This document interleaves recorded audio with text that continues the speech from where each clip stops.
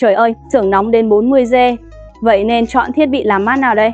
Điều hòa truyền thống và công nghiệp tiết kiệm điện, loại nào làm mát tốt hơn? Đầu tiên, điều hòa truyền thống có công suất lạnh khá nhỏ, diện tích làm mát cũng hạn chế, điện năng tiêu thụ lại cực cao. Còn điều hòa công nghiệp tiết kiệm điện này thực sự là lựa chọn hàng đầu cho các xưởng nhiệt độ cao. Một chiếc 5 mã lực Phú 200M Conra, xưởng sản xuất 600M Bocook, mức tiêu thụ điện chỉ 4 kWh mỗi giờ. Hệ thống này sử dụng máy nén và môi chất lạnh để trao đổi nhiệt. Thiết bị ngoài trời làm mát nước tuần hoàn bằng phương pháp giải nhiệt gió, nước và bay hơi, từ đó làm mát máy nén. Hiệu suất cao, tiết kiệm 30-50% điện hơn so với điều hòa trung tâm. Là nhà sản xuất trực tiếp, chúng tôi có đầy đủ các mẫu mã và công suất điều hòa tiết kiệm điện công nghiệp. Chỉ cần nhà máy của bạn cần làm mát, hãy quan tâm đến Phúc Thái Phong. Chúng tôi có kỹ sư làm mát, khảo sát tại chỗ, lập phương án và báo giá.